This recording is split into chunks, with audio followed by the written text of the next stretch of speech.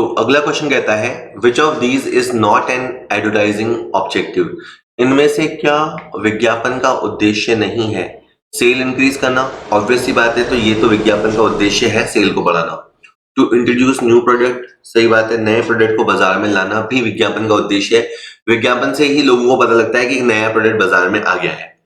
To decrease the demand in market, ये तो बिल्कुल गलत है। तो बहुत ही आसान क्वेश्चन था। विज्ञापन का उद्देश्य मांग बढ़ाना होता है, ना कि मांग घटाना। To develop a new market, ये भी बिल्कुल सही है। विज्ञापन से आप उस एरिया में एंटर कर सकते हैं जहां पहले आप बिजनेस नहीं करते थे। पहले हो सकता है आप नॉर्थ एरिया में बिजनेस करते हो, तो विज्ञापन से आप साउथ एरिया या ईस्ट एरिया, वेस्टर्न एरिया, उनमें भी एंटर कर सकते हैं, या क्रॉस बॉर्डर दूसरे कंट्री में भी एंटर कर सकते हैं विज्ञापन के माध्यम से। तो ये तीनों सही है। सेल बढ़ाना, नए प्रोडक्ट को लॉन्च करना, या नए प्रोडक्ट को लोगों के सामने लाना, या नए मार्केट को एक्सप्लोर करना, ये सब विज्ञापन के उद्देश्य है। बाकी डिमांड घटाना विज्ञापन का उद्देश्य नहीं है। चलिए नेक्स्ट देखते हैं। Which one of the following are the criteria for taking decision under the internal rate of return method. बहुत ही अच्छा क्वेश्चन था ये कि IRR मेथड जो होता है, बहुत सारे मेथड होते हैं, जैसे एक, जैसे मैं कैपिटल बस्टिंग बताऊं, एक होता है पे बैक मेथड। तो पे बैक मेथड में क्राइटेरिया ये होता है कि हम उस प्रोजेक्ट को सिलेक्ट करेंगे जिसका पे बैक पीरियड छोटा हो, जिसका पे बैक पीरियड कम हो। अगर हम NPV मेथड की बात करें, तो जिसकी NPV ज्यादा पॉजिटिव आती है, हम उसे सिलेक्ट करते हैं। उसी तरह internal rate of return method में सिलेक्शन क्राइटेरिया ये होती है कि जो आपकी कॉस्ट ऑफ इक्विटी होती है या कॉस्ट ऑफ कैपिटल होती है, अगर आपका इंटरनल रेट उससे ज्यादा है तो आप उसे सेलेक्ट करेंगे। सरल शब्दों में समझो, मान लीजिए आपकी कॉस्ट ऑफ कैपिटल है 12%, यानी आपने जो पैसा अमाउंट बोरो किया है वो किया है 12% पे, तो हम वो पैसा किस प्रोजेक्ट में लगाएंगे जिसमें हमें कमाई 12% या उससे ज्यादा हो। जैसे सपोज करो कि किसी प्रोजेक्ट की इंटरनल रेट ऑफ रिटर्न 15% है, तो हम इस प्रोजेक्ट को एक्सेप्ट करेंगे क्योंकि हमारी कॉस्ट कितनी आ रही है 12% और हमें रिटर्न कितना मिलेगा 15%, तो हम उसे एक्सेप्ट करेंगे। लेकिन अगर मान लो किसी प्रोजेक्ट की इंटरनल रेट ऑफ रिटर्न है 11%, तो चूंकि हमारी कॉस्ट है 12% और इंटरनल रेट 11% है, तो हम उसे एक्सेप्ट नहीं करेंगे। तो मॉरल ऑफ द स्टोरी क्या निकला कि अगर internal rate of return is more than cost of capital, तो हम फिर उसे सेलेक्ट करेंगे। तो पहले ऑप्शन में लिखा है ये दोनों बराबर हो, सेकंड ऑप्शन में लिखा है कि जब internal rate of return cost of capital से ज्यादा हो। तो ये फाइनेंशियल मैनेजमेंट का बेसिक क्वेश्चन होता है और बहुत ही अच्छा क्वेश्चन था, खैर सरल और अच्छा। What is the financial jurisdiction of the district commission? तो ये आपका कंज्यूमर प्रोटेक्शन एक्ट से क्वेश्चन था और सिलेबस के अकॉर्डिंग कंज्यूमर प्रोटेक्शन एक्ट 2019 की बात थी। तो उसमें आपको पता है डिस्ट्रिक्ट कमीशन होता है, स्टेट कमीशन होता है और नेशनल कमीशन होता है। तो कौन से मामले कौन सुनेगा, इसकी मौद्रिक सीमाएं तय हुई है। Up to 1 crore, up to 10 crore, up to 5 crore, up to 10 lakh. देखा जाए तो ये सारे ऑप्शन गलत है। ये बात सही है कि जब ये एक्ट आया था तो जो जिला फॉरम था, जो जिला कमीशन था, उसका लिमिट 1 करोड़ रखा गया था। बाद में इस लिमिट को संशोधित कर दिया गया था और बाद में इस लिमिट को 50 लाख कर दिया गया था। मैं अभी आपको अगली स्लाइड में बताऊंगा अभी। तो अब ये क्वेश्चन डिलीट में भी जा सकता है, हो सकता है क्वेश्चन डिलीट कर दिया जाए, या बोनस मार्क्स का तो प्रावधान होता नहीं है, क्वेश्चन डिलीट ही होता है। और हो सकता है कि ओरिजिनल एक्ट को सही मानते हुए RPSC इसका आंसर चेंज ना करे, क्योंकि बाद में ये लिमिट संशोधित हो गई थी। जब पहले ये आया था, जब इस विधेयक को मंजूरी मिली थी, तो तब लिमिट 1 करोड़ की ही थी और बाद में इस लिमिट को संशोधित कर दिया गया था समथिंग दिसंबर 2021 में। तो जब तक एग्जाम हुआ उससे पहले तो संशोधित हो ही चुकी थी। तो ऑब्वियस सी बात है, देखें क्या रहता है, कितने लोग ऑब्जेक्शन लगाते हैं या RPSC उस पर क्या करती है। वैसे बाकी सारे ऑप्शन गलत हैं। 10 करोड़ तक के मामले जिला आयोग सुन लेगा, या 5 करोड़ के मामले सुन लेगा, या केवल 10 लाख तक के ही मामले सुनेगा, ये तीनों तो सरासर गलत है। एक बार मैं आपको लिमिट बता देता हूँ। उपभोक्ता शिकायतों की सुनवाई के लिए जो संशोधित वापस से रिवाइज किया था, उसमें यह था कि 50 लाख रुपए तक के मामले डिस्ट्रिक्ट कमीशन में सुने जाएंगे, और अगर 50 लाख से बड़ा मामला रहा और मामला 2 करोड़ तक का रहा तो उसकी सुनवाई स्टेट कमीशन में होगी, और अगर मामला अगर जो मैटर है वो मोर देन 2 करोड़ का रहा तो वो नेशनल कमीशन में सुना जाएगा। चलिए नेक्स्ट देखते हैं। If 3 independent activities occur simultaneously B, A and B and C, what will be probability for that? अगर 3 स्वतंत्र घटनाएं एक साथ घटती हैं तो प्रायिकता होगी कि ये जो मैंने फूल सा बना रखा है ये इंटू का निशान है, ठीक है, क्योंकि लिखने पे वैसे लाइक एक्स की तरह लग रहा था, तो मैंने कहा ऐसे ये आपका इंटू का निशान है। If P A into P B into P C, तो मतलब इसमें आपको बताना है कि अगर 3 इंडिपेंडेंट एक्टिविटीज है तो कौन सा आंसर सही है, तो इसका आंसर आपका ए ही सही है। वैसे मैं बताता हूँ क्या चीज है। जैसे मान लीजिए कि दुनिया में कुछ लोग गोरे होते हैं, कुछ लोग काले होते हैं, कुछ लोग अमीर होते हैं और कुछ लोग गरीब होते हैं, और कुछ लोग इंटेलिजेंट होते हैं और मान लेते हैं कुछ लोग नॉट इंटेलिजेंट होते हैं। तो मान लीजिए कि हम एक हस्बैंड ढूंढ रहे हैं किसी लड़की के लिए। मान लीजिए कि हम एक हस्बैंड ढूंढ रहे हैं किसी लड़की के लिए, तो लड़की के घर वाले क्या चाहेंगे? शायद वो चाहेंगे, मेरा वैसे कोई ऐसा नहीं है कि गोरे काले में मैं ज्यादा भेद नहीं मानता, बट फिर भी एक बार के लिए जनरली वो क्या चाहेंगे कि लड़का गोरा हो, लड़का अमीर हो, लड़का इंटेलिजेंट हो। तो वो क्या चाह रहे हैं, यानी उनको क्या चाहिए? लड़का गोरा हो, साथ ही साथ लड़का अमीर हो, साथ ही साथ लड़का इंटेलिजेंट हो। उनको ये तीनों गुण चाहिए। तो ये तीनों गुण मिलना स्वतंत्र है। गोरे होने का मतलब नहीं है कि वो अनिवार्य रूप से इंटेलिजेंट भी होगा, या अमीर होने का मतलब अनिवार्य रूप से ये नहीं है कि वो नॉट इंटेलिजेंट होगा, ऐसा कुछ भी नहीं है। तो आपको ये तीनों गुण एक साथ चाहिए, ठीक है। तो ये भी हो, ये भी हो और ये भी हो, तो इसमें आपका इनटू का निशान लगता है ना। इसे इंग्लिश में एंड के हिसाब से बोलते हैं, ये भी हो, this one and this one and this one, तो एंड बोलते हैं, या क्रॉस का निशान लगता है, तो उसका आंसर ए रहेगा। तो प्रोबेबिलिटी वाला क्वेश्चन था, और इसके अंदर जो लगी है उसे मल्टीप्लीकेशन थ्योरम बोलते हैं। Next is fill in the blanks. ये अगेन बहुत एक अच्छा क्वेश्चन था, और उनके लिए भी आई ओपनर था जो ये मान के चलते हैं कि ना सर हर प्रैक्टिकल क्वेश्चंस नहीं आते हैं। तो बहुत अच्छा क्वेश्चन था। 2020-21 में रेवेन्यू क्या था पता नहीं, 21-22 में रेवेन्यू 16 लाख था। तो हमें पता नहीं कि पहले 16 लाख से कम था कि ज्यादा था। चेंज कितना आया वो भी पता नहीं, पर चेंज में जो परसेंटेज आया है वो आया है 20% नेगेटिव। इसका नेगेटिव कहाँ लिखा हुआ है? ये जो ब्रैकेट बना हुआ है ना, वो नेगेटिव का ही साइन था। तो इसका मतलब ये है कि यहां कोई फिगर था और उस फिगर में गिरावट आई है। कितनी आई है ये हमें नहीं पता, लेकिन आप समझो कि फिगर में 20% गिरावट आई है। अब ये क्वेश्चन दो तरीके से हो सकता है। जो बहुत होशियार बच्चा होता है वो तो इसे कॉन्सेप्ट से समझ जाएगा, ठीक है। कॉन्सेप्ट क्या है कि ये जो फिगर आप देख रहे हो, ये जो फिगर देख रहे हो, ये गिरा हुआ फिगर है। ये जो फिगर आप 16 लाख देख रहे हो, ये गिरा हुआ फिगर है, रिड्यूस्ड फिगर है, और ये फिगर 20% तक गिरा हुआ है। दैट मीन्स ये फिगर 80% को रिप्रेजेंट करता है। तो 16 लाख डिवाइडेड बाय 80%, और ऐसे सॉल्व करने पे आ जाएगा 20 लाख।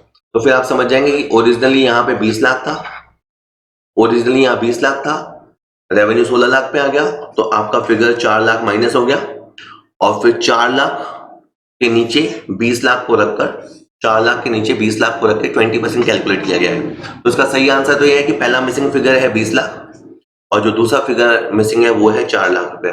अब कोई बंदा अगर ऐसे नहीं समझ पाए, वैसे समझना तो ये ऐसे ही चाहिए उसको, being a teacher, being a student, उसको ऐसे ही समझना चाहिए। लेकिन अगर वो नहीं समझ पाता तो उसे ऑप्शन रख रख के भी कर लेना चाहिए था। अगर वो पहले ऑप्शन में यहाँ 22 लाख रखता, सोचो अगर यहाँ पहले ऑप्शन में वो 22 लाख रखता, यहाँ 16 लाख होता, तो यहाँ पे 6 लाख आता। लेकिन जब आप 6 लाख से जब आप परसेंटेज निकालते तो वो 20% सेट नहीं होता, तो फिर आपका पहला ऑप्शन खारिज हो जाता। यहाँ पहला फिगर माइनस का 4 लाख होगा, माइनस के 4 लाख से सोचो अगर पहला फिगर माइनस का 4 लाख होता और 16 लाख होता, तो फिर यहाँ पॉजिटिव चेंज होता, तो ये फिगर भी गलत हो जाता। अगर आप 14 लाख रुपए से 16 लाख रुपए मानते कि यहाँ 14 लाख था और यहाँ 16 लाख था, तो फिर अंतर 2 लाख का पॉजिटिव होता है, वो भी नहीं था। तो आपके अगर ऑप्शन लगा लगा के भी करोगे तो कुछ ऑप्शन खारिज होते जाएंगे। और सबसे बढ़िया तो मैंने बताया ना कि आपका फिगर 20% रिड्यूस हुआ है, और जो आपको फिगर दिखाई दे रहा है, देखो ये पता होना चाहिए, ये होता है ओल्ड फिगर, ये होता है new figure. This is old figure, this is new figure, this is change figure, और ये आता है आपका change upon old into multiply 100 करके। इस तरह से चीजें बनती है, ठीक है। तो आपको क्या दे रखा है ये मैटर करता है। आपको ओल्ड फिगर नहीं दे रखा, आपको न्यू फिगर दे रखा है, और न्यू फिगर कितना है? 20% रिड्यूस्ड है, तो वो 80% पे है। तो इसको बोलते हैं ग्रॉस करना। इसको आप ग्रॉस अप करोगे, इसे आप ग्रॉस करोगे तो आप समझ जाओगे कि originally what was the figure. Hope मैं आपको समझा पाया। नेक्स्ट है when the SEBI established. SEBI establish हुआ 1980 में, 1990 में, 1988 में, 1989 में या 1982 में। तो सेबी की स्थापना 1988 में हुई। ठीक है, तो ठीक है, ये तो फैक्ट का फिगर है, स्टैटिक जीके है, आपको याद करना है। देख लीजिए क्या है। भारतीय प्रतिभूति और विनिमय बोर्ड, जिसको अपन बोलते हैं securities and exchange board of India, इसे पहली बार 1988 में स्थापित किया गया। क्यों स्थापित किया गया? प्रतिभूति बाजार को विनियमित करने के लिए, जो स्टॉक एक्सचेंज होता है उसको रेगुलेट करने के लिए। और तब इसका दर्जा क्या था? ये था गैर सांविधिक निकाय, और ये नॉन स्टैट्यूटरी बॉडी थी उस समय जब ये से स्थापित किया गया। बाद में 30 जनवरी 1992 को ये एक स्वायत्त निकाय, एक ऑटोनोमस बॉडी बन गया। और फिर भारतीय संसद ने जब सेबी एक्ट 1992 पारित किया तो फिर इसे वैधानिक शक्तियां भी मिल गई और इसे स्टैट्यूटरी पावर्स मिल गए 1992 में। 92 था ही नहीं ऑप्शन में, वैसे भी अगर होता भी तो 98 ही आंसर था। तो ये पूछा गया था स्थापना कब हुई, वैधानिक दर्जा कब मिला, तो उसका आंसर 92 होता। स्थापना कब हुई पूछा था तो 1988 ही था। तो कोई कॉन्फ्लिक्ट था ही नहीं क्वेश्चन में, तो आराम से ही सॉल्व होता। चलिए, बशर्ते आप पढ़ के गए हो। तो ये क्वेश्चन तो खैर सैंपल पेपर्स में मैंने बहुत बार पूछा है। Trial balance may be useful to locate the error of commission, to ascertain the arithmetical accuracy of the ledger accounts, to locate the error of principal, to locate the compensating error। Trial balance आपको कहाँ help कर सकता है? तो देखिए, trial balance से आप क्या चेक करते हो? आप याद करो, ट्रायल बैलेंस में आप डीआर की तरफ बैलेंस लिखते हो, सीआर की तरफ बैलेंस लिखते हो, और ये देखने के लिए देखते हो कि दोनों बराबर हैं या नहीं। यानी आपकी खाता बही में आपकी जो लेजर है उसमें आपने शेष यानी जो बैलेंसेस ड्रॉ किए हैं वो मैथमेटिकली बराबर हैं या नहीं, उसके लिए ट्रायल बैलेंस होता है। तो ट्रायल बैलेंस हमेशा आपकी लेजर की अर्थमेटिकल एक्यूरेसी को बताता है। और आपने अगर रेक्टिफिकेशन ऑफ एरर अच्छा तैयार किया हो तो आप जानते हैं कि जो कंपनसेटिंग एरर होते हैं, क्षतिपूरक अशुद्धियां होती है, उनको तो ट्रायल बैलेंस ट्रेस नहीं कर पाता। या जो प्रिंसिपल एरर होते हैं, जहां सैद्धांतिक अशुद्धियां होती है, उनको भी ट्रायल बैलेंस ट्रेस नहीं कर पाता। यहाँ तक कि अगर कमीशन की एरर है, कमीशन की एरर मतलब मान लीजिए कोई सौदा सेल बुक में आपको 5,000 से चढ़ाना था, पर आपने सेल बुक में वो सौदा 500 रुपए से चढ़ा दिया, तो आपकी सेल्स बुक में गलती होने से सेल्स अकाउंट भी डिस्टर्ब होगा, डेटर अकाउंट भी डिस्टर्ब होगा, और ट्रायल बैलेंस आपका मैच हो जाएगा। तो मतलब ट्रायल बैलेंस उस गलती को डिटेक्ट नहीं कर पाएगा। तो ट्रायल बैलेंस केवल उन गलतियों को डिटेक्ट कर पाता है जब लेजर में मैथमेटिकल एरर हुई हो, वो भी केवल वन साइडेड। तो इसका आंसर बी रहने वाला है। नेक्स्ट क्वेश्चन देखते हैं। विच ऑफ द फॉलोइंग इज और आर कॉल्ड डायरेक्ट एक्सपेंसेस? इसमें से कौन सा या कौन से डायरेक्ट एक्सपेंसेस हैं? Cost of special mould, patent and royalty for a specific cost unit, cost of improvement of defective profited, all of these. मेरे हिसाब से इसका आंसर ऑल ऑफ दीज है। देखिए, डायरेक्ट एक्सपेंसेस का मतलब होता है कि जब किसी खर्चे को अपन रिलेट कर पाए कि ये खर्चा इसकी वजह से हुआ है। आई रिपीट, जब अपन ये स्टैब्लिश कर पाए कि कोई खर्चा किसी प्रोडक्ट या किसी यूनिट पे हुआ है, आप उसे डायरेक्ट उसके साथ कनेक्ट कर पाए, तो हम उसे डायरेक्ट एक्सपेंसेस कहते हैं। तो अब जैसे मोल्ड है, सांचे, अपन इसको सांचे बोलते हैं। अगर आप कोई मान लीजिए आपका प्रिंटिंग प्रेस है और कोई कस्टमर आपके पास आया, तो उसे जिस तरह का डिजाइन चाहिए होगा, मतलब बाकियों का डिजाइन उसके काम नहीं आएगा, उसके लिए वापस से एक नई डाई होती है, डाई बोलते हैं उसको, वापस से नई डाई बनाई जाएगी, वापस से नया सांचा बनाया जाएगा जिससे छापा लगेगा। तो वो उसी कहें कस्टमर के लिए हमने खर्चा किया या उसी ऑर्डर को पूरा करने के लिए खर्चा किया, तो वो एक डायरेक्ट एक्सपेंसेस है जो कि डायरेक्टली उस चीज से रिलेटेड है। या अगर आपने पेटेंट और रॉयल्टी पे की है किसी पर्टिकुलर कॉस्ट यूनिट के लिए, तो उसे भी आप डायरेक्ट कनेक्ट कर सकते हो। ठीक है। और अगर मान लीजिए कोई प्रोडक्ट आपका डिफेक्टिव हो गया, तो आप उसको रेक्टिफाई करोगे, उसको ओके करोगे, तो उसके अंदर जो खर्चा होगा वो तो डायरेक्ट दिख ही रहा है कि उसी प्रोडक्ट की वजह से हुआ। ठीक है। तो जनरल ओवरहेड अपन किसको बोलते हैं? मतलब जो जनरली होते हैं, जिसका किसी व्यक्ति विशेष से संबंध नहीं होता या वस्तु विशेष से संबंध नहीं होता, वो जनरल ओवरहेड होते हैं। और जहां आप कनेक्ट कर पाते हैं, आइडेंटिफाई कर पाते हैं कि ये खर्चा इससे रिलेटेड है, तो वो आपका डायरेक्ट एक्सपेंसेस होता है। ठीक। Who controls the organised capital market in India. तो ये क्वेश्चन बहुत बार पूछा जाता है और मैंने तो बहुत बार पूछा है, जो सैम्पल पेपर्स मैंने डिजाइन किए हैं। जैसे आपको पता ही है कि हमारा कॉमर्स पॉइंट ऐप है, और वो कॉमर्स पॉइंट ऐप तो मैं सबको सजेस्ट करूंगा कि आपको डाउनलोड कर लेना चाहिए, क्योंकि बहुत सारा कंटेंट वहाँ पे फ्री में अवेलेबल है और बहुत सारा पेड कंटेंट भी बहुत सस्ती रेटों में वहाँ पे अवेलेबल है, जो आपकी तैयारी को नेक्स्ट लेवल पे ले जाएगा। इस साल भी जिन लोगों ने सैंपल पेपर्स लिए थे उनको डेफिनेट फायदा हुआ है। ज्यादा तो मैं क्लेम नहीं करता, पर out of 150 questions I can surely से कि 40 क्वेश्चन तो उसमें से आए थे। ये बहुत अच्छा नंबर होता है, ऐसा तो नहीं है, पर फिर भी 40 क्वेश्चन अगर आपको एक स्ट्रक्चर्ड मैनर में मिल जाए, एक तो आप तुक्का लगाए यहाँ से आएगा वहां से आएगा, और एक सैंपल पेपर में से आपको अगर मिल जाते हैं तो मैं तो इसे ठीक ही मानूंगा।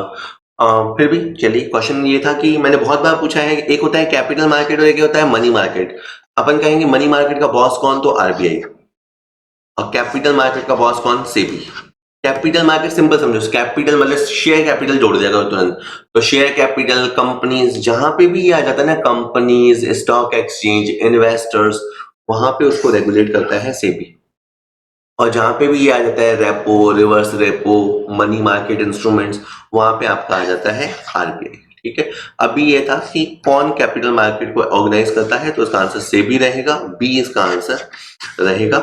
देख लेते हैं अपन, डिटेल देखते हैं। कहता है सेबी जो है वो 1992 के तहत, मतलब अपन ने देखा ही था थोड़ी देर पहले, 1992 के तहत उसको आपने संवैधानिक दर्जा दे दिया गया, और ये भारत में स्टॉक एक्सचेंज का प्रमुख नियामक है। तो ये एक तरह की रेगुलेटरी बॉडी है जो रेगुलेट करती है, कंट्रोल करती है। सेबी के जो प्राइमरी काम है उसमें क्या है, एक तो है निवेशक यानी इन्वेस्टर्स के हितों की रक्षा करना, भारतीय प्रतिभूति बाजारों को बढ़ावा देना और विनियमित करना शामिल है। तो बिल्कुल सेबी बहुत अच्छे से सेफगार्ड करता है। आए दिन कंपनीज जब रूल्स वायलेशन करती है तो उनके ऊपर पेनल्टी लगाता है, तो उनको काबू में रखता है। सेबी बहुत अच्छा काम कर रहा है अपने कंट्री में। Next is which bank was established in 1982 for export promotion and import loan? निम्न में से कौन सा बैंक 1982 में स्थापित हुआ जो निर्यात प्रोत्साहन व आयातों के लिए ऋण देता है? तो देखिए, एक ऐसा बैंक है जो 1982 में स्थापित हुआ हो और एक्सपोर्ट को प्रमोट करता हो, एक्सपोर्ट को बढ़ावा देता हो, और आप इंपोर्ट कर सकें इसके लिए आपको नेसेसरी असिस्टेंस या सहायता देता हो। ऐसा वर्ल्ड बैंक था, तो वर्ल्ड बैंक तो बहुत जमाने पहले स्थापित हुआ। इसका आंसर बहुत आसान है, एक्सिम बैंक। ये है आपका simply export import bank, export import bank. तो एक्स से ई एक्स और इंपोर्ट से आई एम, तो ये हो गया आपका एक्सिम बैंक। तो ये है जो आपको मदद करता है। जरा सुन लेते हैं क्या है। एक्सिम बैंक या भारतीय आयात निर्यात bank, export import bank of India Bharat का प्रमुख निर्यात वित्त पोषण संस्थान है, जो देश के आर्थिक विकास के साथ विदेशी व्यापार और निवेश को एकीकृत करने में संलग्न है। तो ये क्या करता है, देश के आर्थिक विकास में लगा हुआ है, विदेशी व्यापार को बढ़ावा देता है, और जो इन्वेस्टमेंट्स हैं उनको एग्रीगेट करता है, इंटीग्रेट करता है। और भारत सरकार ने इसे स्थापित किया है 1982 में, और ये भारत सरकार की पूर्ण स्वामित्व वाली सहायक कंपनी है। मतलब इस बैंक के जो 100% शेयर्स हैं, इस बैंक के जो 100% ओनरशिप है, वो इंडियन गवर्नमेंट के पास है। ये इंडियन गवर्नमेंट की फुल्ली सब्सिडरी कंपनी है। चलिए, next is dash dash development is related with perception, imagination, reasoning and problem solving. तो ये साइकोलॉजी का क्वेश्चन था। आपको वैसे ऐसे क्वेश्चन में होता है कि एक एक वर्ड लगा के देखना चाहिए। Social development is related with this, emotional development is related with this, cognitive development is related with this, और फिजिकल डेवलपमेंट इज रिलेटेड। तो इसका आंसर है कॉग्निटिव। ठीक है, तो बहुत ज्यादा तो देखो मैं नहीं समझा पाऊंगा, क्योंकि साइकोलॉजी के क्वेश्चन तो मुझे तो हाथ तंग है वहां पे। तो संज्ञानात्मक इसका आंसर है। ठीक, चलिए next is horizontal analysis is a time series analysis, static analysis, comparison of statement of one period, और इंटर फर्म एनालिसिस। तो ये काफी अच्छा क्वेश्चन था, आप जरा समझना। जैसे मान लीजिए कि 2020 में हमारा सेल्स कितना था, जैसे अभी वाले क्वेश्चन की बात करें, और 2021 में हमारा सेल कितना हो गया। हम इन दोनों में क्या अंतर है उसको देखें, और ये भी देखें कि अंतर का क्या परसेंटेज है। तो आप देखो किस तरह चल रहे हो, आपकी जो दिशा है चलने की वो है लेफ्ट टू राइट, नॉट ऊपर टू नीचे। आपकी दिशा चल रही है लेफ्ट टू राइट। तो ये जो होता है ये हॉरिजॉन्टल एनालिसिस होता है। ठीक है, अब चूंकि इसमें 2 टाइम शामिल हैं तो इसे आप टाइम सीरीज एनालिसिस भी कह सकते हैं, ठीक है। इसमें आप खड़े नहीं है, आप चल रहे हैं, आप मूवमेंट या चाल को देख रहे हैं, तो ये डायनेमिक एनालिसिस होता है, डायनेमिक एनालिसिस होता है। और इससे आपको ट्रेंड समझ में आती है कि आप ऊपर की तरफ ट्रेंड कर रहे हैं या नीचे की तरफ ट्रेंड कर रहे हैं, तो ये ट्रेंड एनालिसिस मेथड्स में भी आता है। तो जो इसका क्वेश्चन था कि हॉरिजेंटल एनालिसिस क्या है, तो मैं कहूंगा कि इसमें क्योंकि विभिन्न समयों को कंपैरिजन किया जाता है, इस तरह से हॉरिजेंटल डिजाइन यूं है, ठीक है। तो ये आपका टाइम सीरीज एनालिसिस है, इसका आंसर ए रहेगा, ठीक है।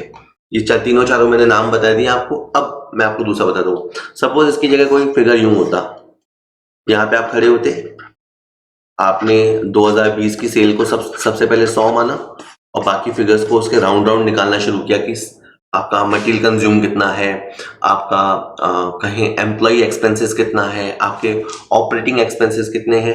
तो आप देखो जब यूं चलते हैं ना, देखो मेरे डिजाइन समझना, ऊपर से नीचे, तो ये होता है आपका वर्टिकल एनालिसिस, ये होता है आपका वर्टिकल एनालिसिस। और ये एक तरह का स्टैटिक एनालिसिस है, वर्टिकल एनालिसिस और स्टैटिक एनालिसिस है, ठीक है। तो इसीलिए मैंने कहा कि इसका आंसर जो आपका आएगा वो आएगा टाइम सीरीज एनालिसिस, ठीक। चलिए next is cash equivalent includes cash in hand, preference share matured after 1 year, shares of unlisted company या money market deposit for very short period. देखिए एक वर्ड अपन जब कैश फ्लो पढ़ते हैं ना, तो अपन एक वर्ड बार बार देखते हैं, कैश एंड कैश इक्विवेलेंट। तो जो कैश है उसका तो मतलब होता है कैश इन हैंड और जो बैंक बैलेंस है, जी हाँ। जो कैश वर्ड है ना, कैश वर्ड में कैश इन हैंड भी इंक्लूड है और जो बैंक बैलेंस है वो भी इंक्लूड है, तो ये तो कैश की होगी। लेकिन कैश तो इसने बोला ही नहीं था, इसने तो पूछा कैश इक्विवेलेंट क्या होते हैं। तो कैश इक्विवेलेंट होते हैं आपके highly liquid investment, highly liquid investment, ठीक है। और जनरली इनकी जो कहीं अवधि होती है, जो पीरियड होती है, वो 90 दिन से कम होती है। इनका जो पीरियड होता है, यानी इस पे हम जो पैसा फंसाते हैं वो 90 दिन के अंदर अंदर आपका मैच्योर हो जाता है, वो भी विदाउट एनी रिस्क या with a very insignificant risk. ऐसा नहीं है कि शेयर मार्केट की तरह पैसा फंस सकता है, कम आ सकता है, ज्यादा आ सकता है, नहीं। बहुत श्योरिटी होती है कि पैसा मैक्स टू मैक्स 90 दिन के लिए फंसेगा और बहुत ही आसानी के साथ आप उसको कैश में कन्वर्ट कर पाओगे, इसलिए वो कैश इक्विवेलेंट रोकड़ जैसे होते हैं। इसलिए हिंदी में वर्ड आता है रोकड़ तुल्य। तो इसका आंसर डी रहने वाला है। आपके जो मनी मार्केट इंस्ट्रूमेंट्स होते हैं जो कि आप बहुत ही शॉर्ट पीरियड के लिए करते हो, वो आपके कैश इक्विवेलेंट की डेफिनेशन में आते हैं। तो डी इसका आंसर रहेगा। 64th है 11 month old खुशी attempts to identify and grab objects and puts them in her mouth to explore and study it. According to Jean Piaget, this is the कहता है एक जैसे गुड़िया है 11 महीने की, वो वस्तुओं को पहचानने की कोशिश करती है, उनको पकड़ती है, अपने मुंह में डालकर उसको पहचान कर उसका अध्ययन करती है, मतलब समझने की कोशिश करती है कि क्या है। तो अकॉर्डिंग टू जीन पियाजे के अनुसार ये अवस्था क्या है? औपचारिक संक्रिया की अवस्था, प्री ऑपरेशनल स्टेज, ठीक है, प्रासंक्रियात्मक अवस्था, संवेदी पेशीय अवस्था, सेंसरी मोटर स्टेज, या स्टेज ऑफ कॉन्क्रीट ऑपरेशन, ठोस संक्रिया अवस्था। तो इसका आंसर सी है ना, sensory motor stage, education psychology से है। Next is the coefficient of variation is a percentage expression for which of the following. तो जो कोफिशिएंट ऑफ वेरिएशन है, अब आप देखो स्टैटिस्टिक का क्वेश्चन है, कहने को आप कहेंगे थ्योरी क्वेश्चन है, मैं इसको प्रैक्टिकल मानता हूं कि जो सीवी होता है, अब सीवी का फॉर्मूला होता है standard deviation upon mean into 100, ठीक है। तो सीवी कहीं ना कहीं किसको कहीं परसेंटेज फॉर्म में बताता है, तो वो बताता है स्टैंडर्ड डिविएशन को। तो इसका आंसर स्टैंडर्ड डिविएशन आएगा। सेकंड आंसर है कि ये उसका परसेंटेज में दिखाया जाने वाला रूप है। Next is in which method of depreciation assets can not be written off to zero. न मालूम कितनी बार मैंने ये पूछा होगा सैंपल पेपर्स में, ऐसा कौन सा मेथड है जिसमें आपकी जो संपत्ति है वो शून्य तक अपलिखित नहीं हो जाती। तो पहले मैं आपको सिंपल बताऊं, सपोज करो 1 लाख रुपए की कोई चीज है, फर्नीचर है, और मान लीजिए कि आप उसके ऊपर 10% डेप्रिसिएशन लगाते हो स्ट्रेट लाइन मेथड से। तो उसमें क्या होता है, 10,000 डेप्रिसिएशन लगेगा फर्स्ट ईयर में, 10,000 डेप्रिसिएशन सेकंड ईयर में, 10,000 डेप्रिसिएशन थर्ड ईयर में। इस तरह होते होते 10 साल बाद वो जीरो हो जाएगा। यानी आपकी 1 लाख रुपए की चीज फिर चलते चलते 0 पे पहुंच जाएगी। लेकिन ऑन द अदर हैंड अगर अपन 1 लाख के फर्नीचर पे 10% डेप्रिसिएशन लगाएं WDV मेथड से, तो क्या होगा, पहले साल में 10,000 डेप्रिसिएशन लगेगा तो फिर वो 90,000 बचेगा, फिर 9,000 डेप्रिसिएशन लगेगा तो वो 81,000 बचेगा, फिर उस पर 8,100 रुपये डेप्रिसिएशन लगेगा तो 72,900 बचेगा। इस तरह से क्या होगा, आप हर बार 10% डेप्रिसिएशन लगाओगे ना तो कुछ वैल्यू होगी जिस पर 10% डेप्रिसिएशन लगाओगे तो कुछ वैल्यू तो बचेगी बचेगी, वो लोअर होती जाएगी, कम होती जाएगी, लेकिन वो जीरो कभी नहीं होगी, क्योंकि हर बार आप 10% ही डेप्रिसिएशन लगाओगे तो 90% तो बचेगा ही बचेगा, तो फिगर छोटा हो जाएगा पर शून्य नहीं होगा। बाकी जो सारे मेथड होते हैं, चाहे आपका इक्वल इंस्टॉलमेंट मेथड जिसको स्ट्रेट लाइन मेथड बोलते हैं वो मेथड बोलो, या आपका एन्युटी मेथड बोलो, या आपका रिवैल्यूएशन मेथड बोलो, तो डेप्रिसिएशन के 10-11 मेथड होते हैं, तो उन सब के अंदर संपत्ति का मूल्य जीरो हो सकता है। WDV के अंदर इस तरह से चलें तो कभी मूल्य जीरो नहीं हो सकता।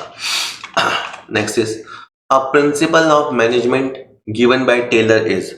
अगेन ये अच्छा क्वेश्चन था, क्योंकि जनरली हम हेनरी फेयोल के सिद्धांत देखे जाते हैं, उसने 14 सिद्धांत दिए थे, तो अब इन सिद्धांत, लेकिन आप देखो हेनरी फेयोल का पढ़ा हुआ आपके काम आएगा, क्योंकि जिसने अच्छे से उनको पढ़ रखा है तो वो जानता है कि जो यूनिटी ऑफ कमांड है ना, आदेश की एकता वाला सिद्धांत है, ये फेयोल ने दिया था। व्यवस्था का सिद्धांत कि हर चीज एक प्रॉपर स्थान पे होनी चाहिए, हर व्यक्ति के लिए स्थान होना चाहिए, ये फेयोल का सिद्धांत था। समता या इक्विटी का सिद्धांत कि भाई आपको भेदभाव नहीं करना चाहिए, ये तीनों फेयोल के सिद्धांत है। तो ऑटोमेटिक यूं भी छन के आ जाता है कि टेलर का सिद्धांत ये वाला था, व्यवस्था न कि टकराव, हार्मोनी नॉट डिस्कॉर्ड, मतलब उसका ये कहना था कि जो एम्प्लॉय काम करते हैं उनमें हार्मनी होनी चाहिए, सहयोगात्मक रवैया होना चाहिए, न कि आए दिन टकराना चाहिए। मैं इसको आपको पढ़ के बताता हूँ। टेलर का ये कहना था कि जो कर्मचारी काम करते हैं, जो मैनेजमेंट उनसे काम लेता है, उनके बीच में सद्भाव होना चाहिए, ना कि कलह होनी चाहिए, और उन दोनों के बीच में अगर कोई संघर्ष है तो ये संघर्ष है, जो स्ट्रगल या कहें कॉन्फ्लिक्ट है, वो ना तो श्रमिकों के लिए फायदेमंद होगा और ना ही मैनेजमेंट के लिए फायदेमंद होगा।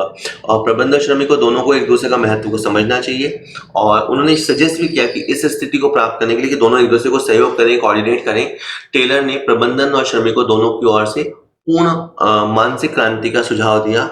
उन्होंने सजेस्ट किया है मेंटल रेवोल्यूशन, कि आपको आपस में टकराना नहीं है, मिलके काम करना है, इससे दोनों का फायदा होगा।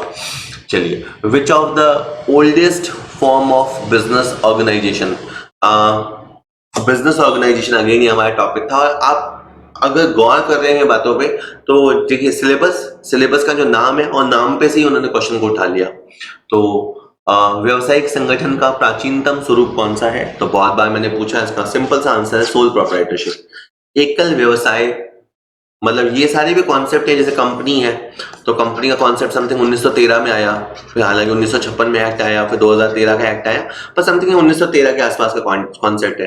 पार्टनरशिप एक्ट है तो 1932 में इसे अलग किया गया था, है ना, और उससे पहले ये भारतीय अनुबंध अधिनियम का पार्ट था, 1872 वाले का ये पार्ट था, बट फिर भी ये कोई बहुत पुराने नहीं है। लेकिन जो सोल प्रोप्राइटरशिप है वो पुरातन है, और जॉइंट हिंदू फैमिली बिजनेस में कुछ लोग लड़ाई कर सकते हैं कि नहीं सर उससे भी पहले ये था, but I don't agree with this. Sole proprietorship ही सबसे पुराना था मेरे ख्याल से।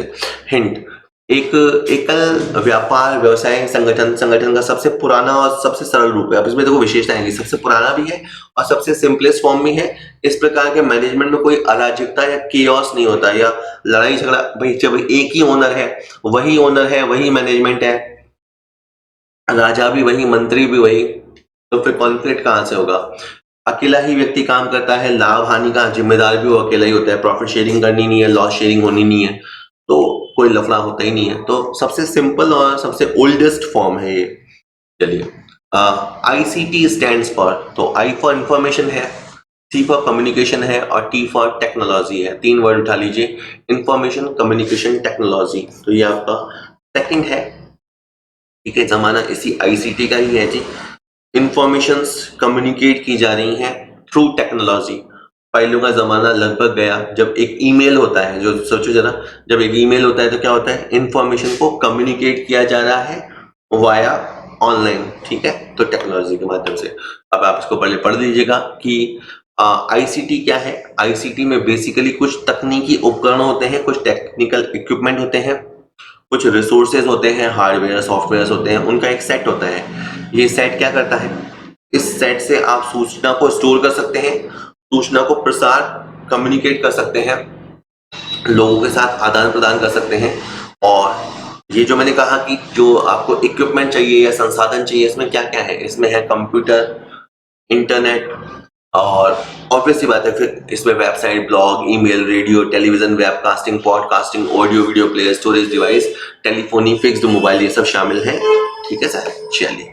70, आइडेंटिफाई द करेक्ट पेयर, इनमें से सही जोड़े को पहचानिए। पब्लिक कंपनी के लिए कम से कम 7 लोग चाहिए, गलत है। प्राइवेट कंपनी के लिए कम से कम 2 लोग चाहिए, सही है। पार्टनरशिप को बनाने के लिए कम से कम 8 लोग चाहिए, गलत है। कोऑपरेटिव सोसाइटी को बनाने के लिए कम से कम 20 लोग चाहिए, गलत है। ठीक है सर।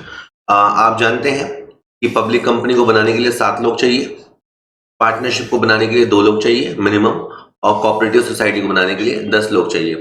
तो ये 3 गलत दे रखे थे। सेकंड वाला बिल्कुल सही है कि प्राइवेट कंपनी में हम जानते हैं 2 से लगाकर 200 मेंबर हो सकते हैं, मिनिमम 2, मैक्सिमम 200, 2 से लेकर 200। ठीक है। हिंट एक बार फिर देख लीजिए, पब्लिक कंपनी में 7 लोग, पार्टनरशिप को क्रिएट करने के लिए 2 लोग, और कोऑपरेटिव सोसाइटी में कम से कम 10 एडल्ट मेंबर होने चाहिए। नेक्स्ट क्वेश्चन है, the principle of maximum social advantage is given by Dalton, J B say, Chapman या फिंडले शिराज। तो ये सिद्धांत आपके डॉल्टन ने दिया था। अधिकतम सामाजिक लाभ, यानी उनका कहना था कि टैक्स इस तरह से लो कि टैक्स लोगे तो कुछ लोगों को तकलीफ होगी, लेकिन वो पैसा इस तरह से खर्च करो कि मैक्सिमम सोशल बेनिफिट जनरेट हो। ये डॉल्टन का सिद्धांत था। देखते हैं क्या कहता है। ब्रिटिश के अर्थशास्त्री ह्यूग डॉल्टन या ह्यूज डॉल्टन का क्या कहना था। उनका ये सिद्धांत कहता है कि राज्य को राजस्व एकत्रित करना चाहिए, मतलब राज्य को टैक्स वगैरह से रेवेन्यू लेना चाहिए और फिर धन को खर्च भी करना चाहिए, लेकिन इसका पर्पस क्या होना चाहिए, लोगों के वेलफेयर को मैक्सिमाइज करना। कहता है जब राज्य कुछ टैक्स लगाता है तो कुछ लोगों को असहज लगता है, इनकन्वीनियंट लगता है, हार्श लगता है कि हम कमा रहे हैं, गवर्नमेंट हमसे टैक्स ले रही है, लेकिन राज्य फिर उस धन को खर्च भी करता है। राज्य मतलब स्टेट या गवर्नमेंट उस धन को खर्च करता है, उससे लोगों को मतलब ऑब्वियस सी बात है अच्छे रोड मिलते हैं, हॉस्पिटल्स मिलते हैं, फ्री में खाना या सस्ता खाना मिलता है। तो कहा ये है, ये सिद्धांत ये कहता है कि राज्य को अपना ये जो रेवेन्यू है और ये जो अपना एक्सपेंडिचर है उसको इस तरह से समायोजित करना चाहिए कि आप मैक्सिमम यूटिलिटी जनरेट कर सके, और जो अनुपयोगिता है उसको आप कम से कम कर सके, डिस यूटिलिटी को कम कर सके, यूटिलिटी को बढ़ा सके, समाज को लाभ हो, इस तरह से काम करें। ठीक है, चलिए। Impressed system of petty cash book. ठीक है, ये क्वेश्चन भी थोड़ा फंसने वाला है। इम्प्रेस सिस्टम जो होता है, हमको जानते हैं कि कैश बुक रखी जाती है और एक पैटी कैश बुक होती है। तो पैटी कैश बुक अपन स्मॉल एक्सपेंसेस के लिए रखते हैं, है ना। आपको पूरा कहानी ध्यान है कि अपन एक पैटी कैशियर को मान लो 5,000 रुपए दे देते हैं, वो छोटे छोटे खर्चे करता है और उस हिसाब को लिखता रहता है। तो पैटी कैश बुक छोटे खर्चों को मैनेज या कंट्रोल करने के लिए लिखी जाती है। तो कहता है ये पैटी पेमेंट्स में हेल्पफुल होती है, बात सही है। सेकंड है, it is helpful for small value payments which are generally repetitive in nature. तो ये बात भी सही है, क्योंकि पैटी पेमेंट्स और स्मॉल वैल्यू पेमेंट तो यही बात है। और सेकंड ये कहता है कि ये जो जनरली रिपीटेटिव नेचर के होते हैं वो। अब थर्ड ऑप्शन है 1 and 2 बोथ। तो इसमें सेकंड तो 100% सही है, सेकंड तो 100% सही है, लेकिन आप ध्यान से देखेंगे तो सेकंड केवल उन स्मॉल पेमेंट्स को कवर कर रहा है जो रिपीटेटिव नेचर के हैं, जो बार बार होते हैं। तो मान लो कोई खर्चा है जो है तो स्मॉल पर वो रिपीटेटिव नेचर का नहीं है तो स्मॉल पर वो रिपीटेटिव नेचर का नहीं है। फॉर एग्जांपल आपकी मोटर बाइक है, व्यापार में मोटर बाइक है, वो पंचर हो गई तो उसका 50 रुपए का पंचर निकलवाया, तो वो स्मॉल खर्चा है, पर वो ऐसा बार बार तो नहीं होता है।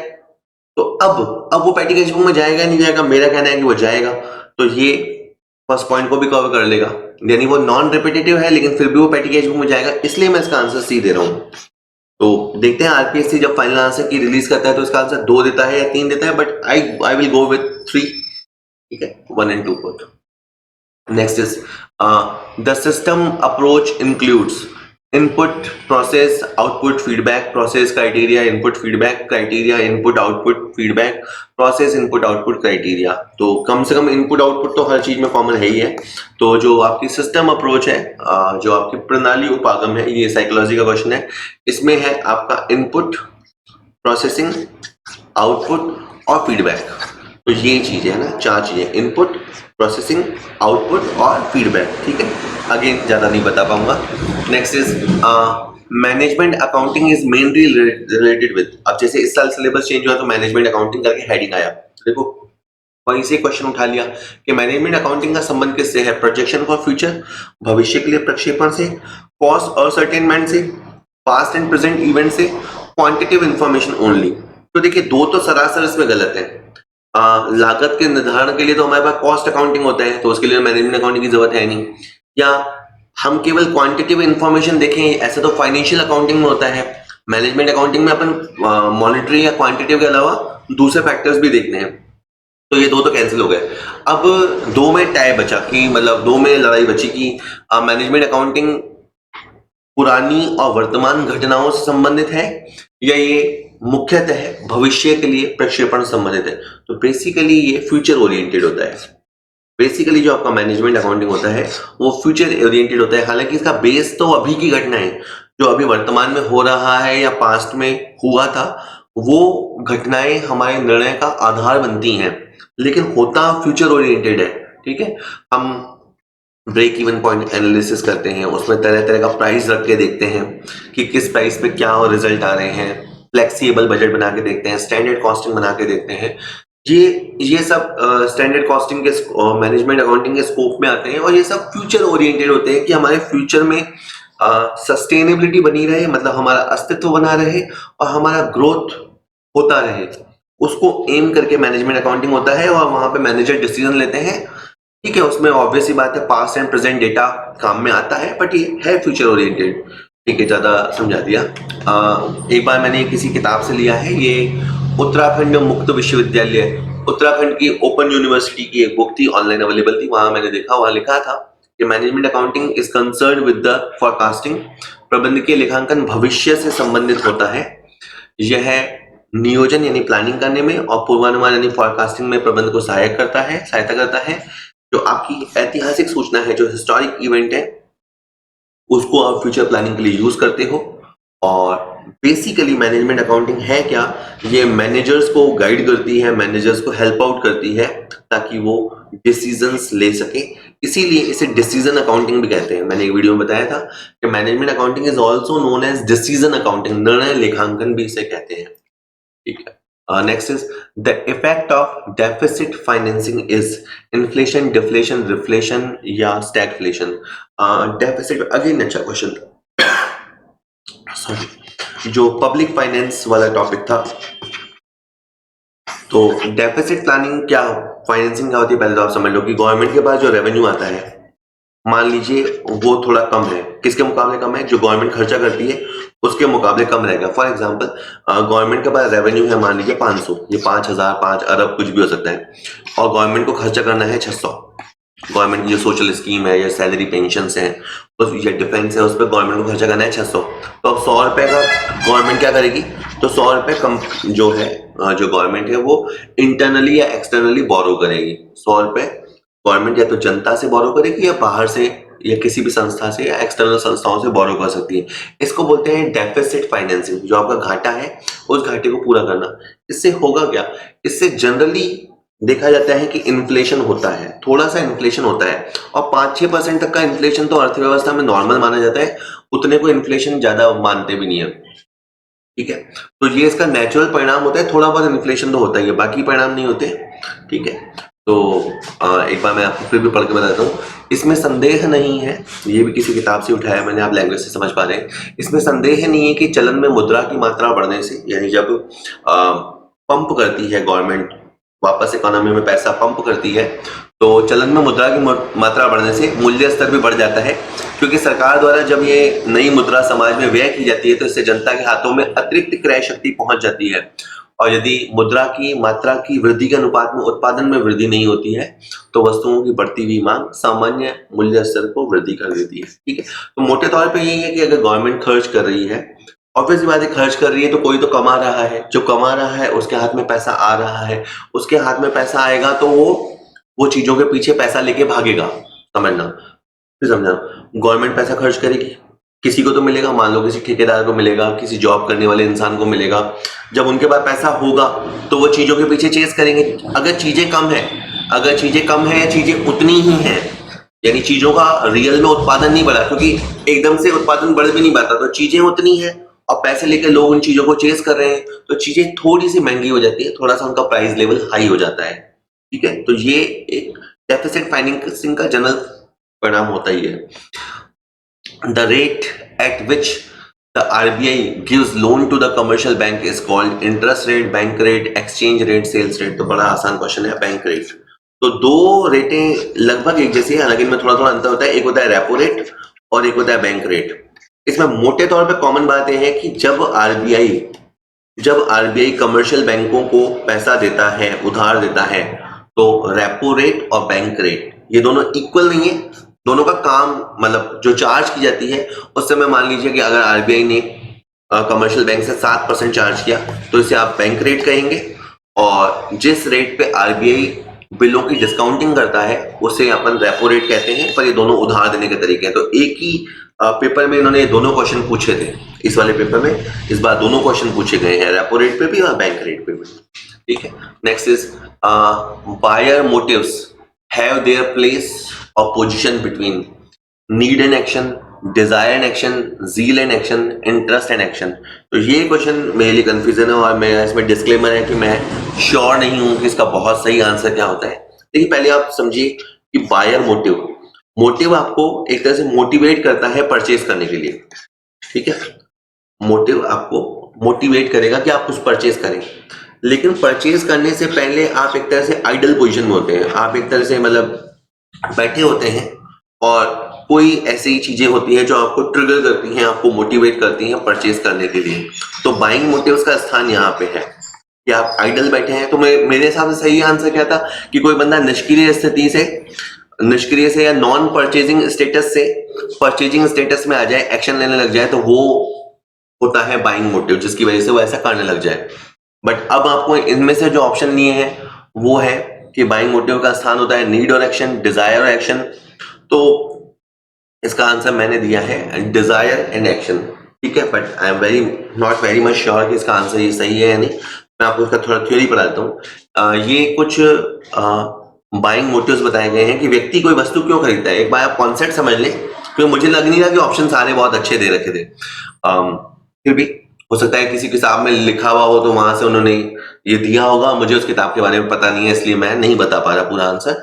बट वैसे बाइंग मोटिव होता क्या है जो आपको मोटिवेट करता है कि आप चीज खरीद रहे हो। आप कोई चीज क्यों खरीदते हैं? या तो आपको उस चीज की आवश्यकता होती है, या स्वीकृति में ऐसा होता है कि सब लोग उस चीज को ले रहे हैं, सब लोगों ने उसे एक्सेप्ट कर लिया, तो आपको लगता है मेरे पास ही नहीं है। ठीक है, और फियर आपको कई बार लगता है कि यार ये चीज तो होनी ही चाहिए, मैं इसको मिस नहीं कर सकता।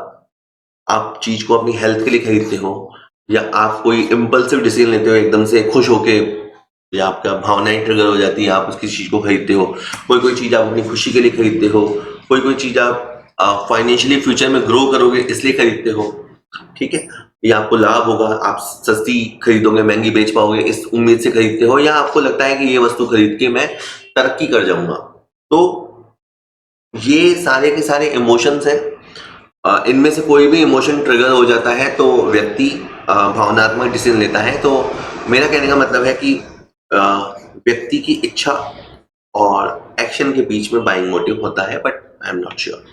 Next is a company is interested to redeem 5,000 preference share of 100 each by issuing 20,000 equity share of 10 each at a premium of 2 per share and remaining form is available free reserve। तो ये बहुत ही ordinary question है। Again न मालूम कितनी बार पूछा गया question. आपको रिडम्पशन करना है, देखो आपको रिडम्पशन करना है 5,000 शेयर्स का। तो आपका जो टारगेट रिडम्पशन है वो है 5 लाख का। सिंपल। अब 5 लाख कहां से आएगा? इसके दो तरीके होते हैं, या तो ये पैसा आएगा इशू से, या ये पैसा फ्री रिजर्व से आएगा। That is 5 lakh. आप इमेजिन करो आपको 5 लाख की जरूरत है, तो कहां से आएगा? या तो आपके पास वो पैसा पहले से पड़ा होगा, प्रॉफिट्स है रिजर्व्स में पहले से ही पड़ा होगा, या वो पैसा आप जुगाड़ करके लाओगे, शेयर इशू करके लाओगे। इस क्वेश्चन में इन्होंने शेयर इशू किए हैं। हाँ सर, इन लोगों ने 20,000 शेयर इशू किए हैं। अब इसमें कैलकुलेशन में कंफ्यूजन बस किसी को ये हो सकता है कि इन्होंने 20,000 शेयर इशू किए हैं 10 वाले 12 के भाव पे। तो हमें 10 लेना है या 12 लेना है, तो बस ये वाला, ये अगेन प्रैक्टिकल पार्ट है। तो आपको इसमें से 10 रुपए लेना है। अगर आपका एक तो फेस वैल्यू है जो कि 10 रुपए है, और एक इश्यू प्राइस है जो कि 12 रुपए है, आपको इसमें से लोअर वैल्यू पिक करनी होती है। तो आपकी लोअर वैल्यू 10 रुपए है, ठीक है। तो 2 लाख रुपए आपका यहां से आया, तो बस हो गया फैसला। 5 लाख का रिडम्पशन के लिए 2 लाख रुपए इशू से आया है, इसका मतलब बाकी का 3 लाख फ्री रिजर्व से आएगा।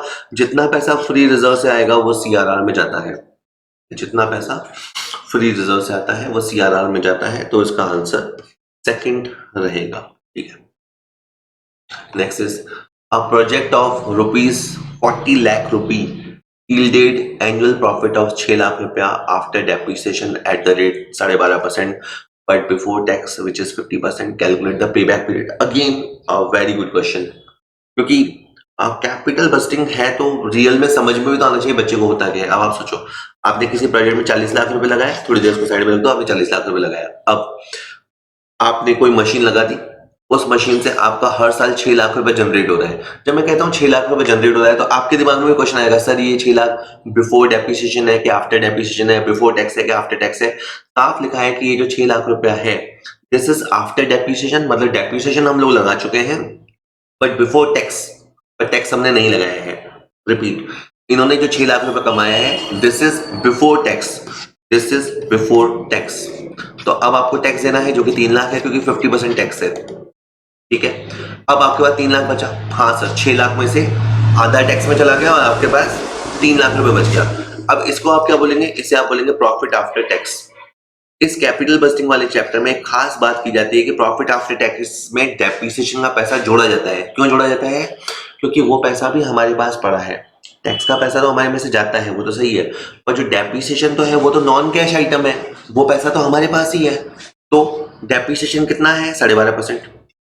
40 लाख रुपए का 12.5% कितना होता है? 40 लाख का 12.5% होता है 5 लाख रुपए। तो 5 लाख रुपए भी हमारे पास पड़े, तो 3 लाख तो हमारे पास प्रॉफिट पड़ा है, 5 लाख हमारे पास डेप्रिसिएशन पड़ा है, टोटल हमारे पास कितना पड़ा है? 8 लाख रुपए पड़ा है। इसका मतलब क्या हुआ कि प्रोजेक्ट से हर साल जो इनफ्लो जनरेट होता है, जिसको कैश इनफ्लो बोलते हैं, इसी को तो हम कैश इनफ्लो बोलते हैं। हर साल जो प्रॉफिट या प्रॉफिट नहीं, कैश इनफ्लो जो जनरेट हो रहा है वो कितना है? 8 लाख। तो आपने 40 लाख रुपए लगाया, आपका 8 लाख रुपए जनरेट हो रहा है, तो आपका पैसा कितने साल में कवर होगा? 5 ईयर में। सोचो, कई लोग डॉक्टरी की पढ़ाई करते हैं, 1-1 करोड़ 2-2 करोड़ रुपए इन्वेस्ट करते हैं। क्यों करते हैं? क्योंकि वो जो पैसा लगाते हैं वो है कॉस्ट ऑफ इन्वेस्टमेंट या प्रोजेक्ट कॉस्ट, और उसके बाद हर साल उनका इनफ्लो होता है, तो उनका एक अंदाजा होता है कि हमारा ये पैसा तो 2 साल में, 4 साल में, 6 साल में निकल जाएगा, और उसके बाद अपन धमाधम पैसा कमाएंगे। आप देखो ना, इस प्रोजेक्ट से हमारे को 8 लाख रुपए जनरेट हो रहा है। 40 लाख लगाया, 8 लाख जनरेट हो रहा है, तो हमारा पैसा कितने साल में फ्री हो जाएगा? 5 साल। तो पेबैक क्या होता है? पेबैक का मतलब हमने इसे दिया, तो ये योजना हमें कब वापस करेगी? तो 5 साल में हमारा पैसा फ्री, और उसके बाद अपन हर साल पैसा खाली कमाते जाएंगे। इसका आंसर सी रहेगा, ठीक है। तो कॉमर्स कहीं कहीं थ्योरी सब्जेक्ट के साथ साथ बहुत ही प्रैक्टिकल या रियल लाइफ है, और बहुत काम का सब्जेक्ट है। एनुअल कैश इनफ्लो आप कैसे निकालते हैं? प्रॉफिट आफ्टर टैक्स में डेप्रिसिएशन को जोड़ के, जैसे मैंने बताया 3 लाख का पैट था, 5 लाख का डेप्रिसिएशन था, इस तरह से आपका 5 ईयर आंसर आ जाएगा। Next is which is not included in outdoor advertising. बाह्य विज्ञापन में क्या शामिल नहीं है? अब आप गौर कीजिए, आउटडोर मतलब आप घर से निकले और विज्ञापन, ठीक है। तो जो वॉल राइटिंग होता है, तो कई लोग दीवारों पे लिख देते हैं, है ना। तो दीवारें कहाँ होती है? घर के बाहर होती है। आपको जगह जगह दीवारों पे कोई लिखा हुआ दिख जाएगा, वॉल राइटिंग पे लिखा हुआ दिख जाएगा, तो वो क्या है? वो आउटडोर एडवर्टाइजिंग है। यस। पोस्टर एंड होर्डिंग्स, जगह जगह खंभों पे, बाथरूमों में पोस्टर चिपके हुए होते हैं, होर्डिंग्स लगे होते हैं दुकानों के ऊपर, देख के आपको पता लग जाता है ये वस्तु यहाँ मिलती है वगैरह। वो भी क्या है? वो है आउटडोर एडवर्टाइजिंग। जो सैंडविच मैन एडवर्टाइजिंग होती है वो भी आउटडोर है। उसमें कोई व्यक्ति होता है और वो गले के अंदर कुछ ऐसा लटका लेता है, उसके ऊपर कुछ कलरफुल सा लिखा होता है, और बाजार में घूमता रहेगा आगे पीछे तो आपका ध्यान उसकी तरफ जाएगा ही जाएगा। तो ठीक है, आप मान लो नया रेस्टोरेंट खोलोगे ना, तो आप एक ऐसे जोकर टाइप आदमी बनाकर आप उसको लगा देना आगे पीछे लटका के पोस्टर लटका के, तो वो आपका विज्ञापन हो जाएगा। तो वो भी आपका आउटडोर एडवर्टाइजिंग में आता है। जो डिस्प्ले एडवर्टाइजमेंट होता है वो इसके अंदर नहीं आता। देखिए, जैसे मान लीजिए आप अखबार पढ़ते हैं, ठीक है, आप अखबार जनरली घर पे बैठ के पढ़ते हैं, तो अखबार के अंदर जो क्लासिफाइड आते हैं छोटे छोटे विज्ञापन आते हैं, वो एक तरह से इंडोर या आपकी डिस्प्ले एडवर्टाइजमेंट है, या आप कंप्यूटर पे बैठे हैं, मोबाइल पे बैठे हैं, इंटरनेट यूज कर रहे हैं, उस समय कोई विज्ञापन पॉपअप होता है तो वो आपके सामने एकदम से डिस्प्ले होता है, एकदम से आपके सामने प्रकट होता है, आप कहीं घर से बाहर नहीं जाते। तो इन्होंने यही पूछा था कि कौन आउटडोर एडवर्टाइजिंग नहीं है, तो ये वाला जो है ये आउटडोर एडवर्टाइजिंग नहीं है। ठीक है सर, चलिए मैं थोड़ा सा आपको इसमें ये होता है, जैसे अभी मैं जहाँ रहता हूँ तो वहाँ पे गवर्नमेंट ने जगह जगह बड़े बड़े बलून्स लगा रखे हैं, बड़े बड़े बलून्स लगा रखे हैं, वहां से दिख जाता है कि यहाँ पे सस्ता खाना मिलता है, या 8 रुपए में खाना यहाँ मिलता है। तो वो भी क्या है, वो आउटडोर एडवर्टाइजिंग है, जो आप घर से निकलते हैं एकदम से आपका ध्यान खींचता है, बार बार जब जब आप उस राह से गुजरते हैं आपको वो विज्ञापन दिखता है, वो आउटडोर होता है। तो 81 क्वेश्चन कहता है income method is related with national income, tax, goods, bank. बहुत ही आसान क्वेश्चन था। देखिए आपको पता है कि नेशनल इनकम निकालने का एक तरीका होता है प्रोडक्शन मेथड या प्रोडक्ट मेथड। उसमें हम जो अर्थव्यवस्था के विभिन्न क्षेत्र हैं उन्होंने क्या क्या प्रोड्यूस किया उसका मूल्य लेते हैं, उसका मौद्रिक मूल्य देखते हैं, तो प्रोडक्शन मेथड होता है। एक होता है एक्सपेंडिचर मेथड, उसमें हम ये देखते हैं कि जो व्यक्ति हैं वो खर्च कर रहे हैं, जो गवर्नमेंट है वो खर्च कर रही है, तो उसके खर्चों का अगर टोटल लगा लिया जाए तो नेशनल इनकम आ जाएगी। और एक अप्रोच होती है इनकम अप्रोच, कि भाई जितने भी लोग हैं जो भी वो कमा रहे हैं अगर उसको जोड़ दिया जाए तो नेशनल इनकम आ जाएगी। तो नेशनल इनकम को कैलकुलेट करने के 3 इंपॉर्टेंट मेथड होते हैं। टैक्स निकालने का कोई इनकम मेथड नहीं होता, गुड्स के लिए कोई इनकम मेथड नहीं होता, बैंक के लिए कोई ऐसा इनकम मेथड नहीं होता। तो इनकम मेथड का संबंध किससे है? इसका संबंध नो डाउट नेशनल इनकम से। तो बड़ा ही आसान क्वेश्चन था, अगर आपने नेशनल इनकम थोड़ा सा भी पढ़ा है तो कई लोग तो छोड़ के चले जाते हैं। मैंने हमेशा कहा है, पिछले वीडियो में कहा है, हर वीडियो में मैं कहता हूँ, कॉम्पिटिशन एग्जामों में आपको छोड़कर चीजें नहीं जानी है, आपको हर चैप्टर को टच तो करके जाना ही है, और फिर जितना ज्यादा टच कर पाए, जितना ज्यादा तक गहराई तक कर पाए उतना अच्छा। लेकिन पहले आपको हॉरिजॉन्टल अप्रोच रखनी है और एक एक करके आपको सारे चैप्टर्स टच कर लेने हैं, ताकि उसका जब बेसिक सा क्वेश्चन आए तो आप बड़े वो आराम से कर पाए, और फिर जितना समय मिले उसमें फिर आपको हर चैप्टर में वर्टिकल यानी गहराई में उतरना है। ठीक है, तो ये एक आप देख सकते हैं इमेज लगी हुई है। जीडीपी का एक्सपेंडिचर मेथड ये कहता है कि जो हम कंज्यूम करते हैं या जो गवर्नमेंट स्पेंड करती है या इन्वेस्टमेंट किया जाता है, स्टॉक की वैल्यू में जो अंतर आता है, उन चीजों से आप नेशनल इनकम निकाल सकते हैं। ये वाला जो फैक्टर इनकम वाला रहता है इसे अपन इनकम मेथड बोलते हैं। इसमें लोग जो जॉब से कमाते हैं या कुछ लोग बिजनेस करते हैं तो जो उनको मिलता है, या प्राइवेट सेक्टर के लोग जो प्रॉफिट कमाते हैं, लैंडलॉर्ड जो रेंट कमाते हैं, अगर उस सबको जोड़ दिया जाए तो आपकी इनकम हो जाएगी। और एक आपका आउटपुट मेथड होता है, उसके अंदर प्रोडक्ट्स की वैल्यू ली जाती है, मतलब जो आप प्रोड्यूस करते हो। तो ये देखा जाता है कि जो आपका प्राइमरी सेक्टर है, मैन्युफैक्चरिंग सेक्टर है, तृतीयक चतुर्थक जितने भी क्षेत्र हैं उन्होंने क्या वस्तुओं और सेवाओं का उत्पादन किया है, तो उसके आधार पे नेशनल इनकम आती है। जी yes, next, find the probability that a leap year will have 53 Fridays और सैटरडेज। तो अगेन सिंपल क्वेश्चन को थोड़ा सा इन्होंने टफ कर दिया। जैसे मैं आपको बताता हूँ, देखिए एक हफ्ते में 7 दिन होते हैं, हाँ सर पता है। 52 हफ्ते होते हैं, तो 52 हफ्तों में 364 दिन होते हैं। आप समझना, हर साल 52 संडे, 52 मंडे, 52 ट्यूसडे, 52 सब आते हैं, उसमें आपके 364 दिन पूरे हो जाते हैं। अब आपके पास दिन कौन सा होता है? एक तो होता है 365वां दिन, और एक होता है आपका 366वां दिन। अगर आप लीप ईयर की बात कर रहे हो तो 365वें दिन हो सकता है संडे हो, तो 366वें दिन मंडे होगा, या हो सकता है कि 365वें दिन मंडे हो तो अगले दिन ट्यूसडे होगा, 365वें दिन ट्यूसडे हो तो अगले दिन वेडनेसडे होगा, यहाँ अगर वेडनेसडे हुआ तो अगले दिन थर्सडे होगा, अगर यहाँ थर्सडे हुआ तो यहाँ पे फ्राइडे होगा, यहाँ फ्राइडे होगा तो यहाँ सैटरडे होगा, और यहाँ अगर सैटरडे होगा तो यहाँ पे संडे होगा। ठीक है, सिंपल। 364 दिन में तो कंज्यूम हो गए आपके, और 365वां दिन और 366वां बचा, क्योंकि क्वेश्चन लीप वर्ष का है, बरोबर। तो आपके ये 7 कॉम्बिनेशन हो सकते हैं। आप देख लीजिए, गिन लीजिए, 1 2 3 4 5 6 7, ये 7 कॉम्बिनेशन हो सकते हैं। अब आपको आपका फेवरेबल आउटकम क्या है? आप चाहते हो या तो शुक्रवार आवे, तो शुक्रवार कब कब आ रहा है? शुक्रवार एक तो यहाँ पे आ रहा है, ठीक है, शुक्रवार एक यहाँ पे आ रहा है। तो आप क्या चाहते हो कि या तो आपको 53rd शुक्रवार मिल जाए या 53rd सैटरडे मिल जाए। तो सैटरडे कहाँ है? एक तो ये सैटरडे है और एक ये सैटरडे है। तो आप इसको 1 2 3 4 मत गिन लेना क्योंकि ये कॉमन है, ठीक है। तो इसका आंसर आपका 3/7 आएगा। अगर मैं आपको सिंबल बताऊं तो 53 शुक्रवार की प्रायिकता 2/7 होती है, 53 शनिवार की प्रायिकता 2/7 होती है, लेकिन इसमें से जो कॉमन आ रहा है उसे आपको हटाना पड़ेगा, इसलिए इसका आंसर 3/7 आएगा। तो प्रोबेबिलिटी प्रैक्टिकल क्वेश्चंस आते हैं, प्रैक्टिकल क्वेश्चन भी, और प्रैक्टिकल से बहुत सारी थ्योरी भी निकलती है। Again practical question, the average profit of a firm is 98,000, the total assets of the firm are 10 lakh rupee, value of the other liabilities is 5 lakh rupee, average rate of return in the same business is 14%, determine the value of goodwill from the capitalization of average profit method। ठीक है, okay. आप इसे यूं समझिए कि capitalisation method जो होता है उसमें आप सुपर प्रॉफिट का कैपिटलाइजेशन करो या एवरेज प्रॉफिट का कैपिटलाइजेशन करो, आपका आंसर सेम आता है।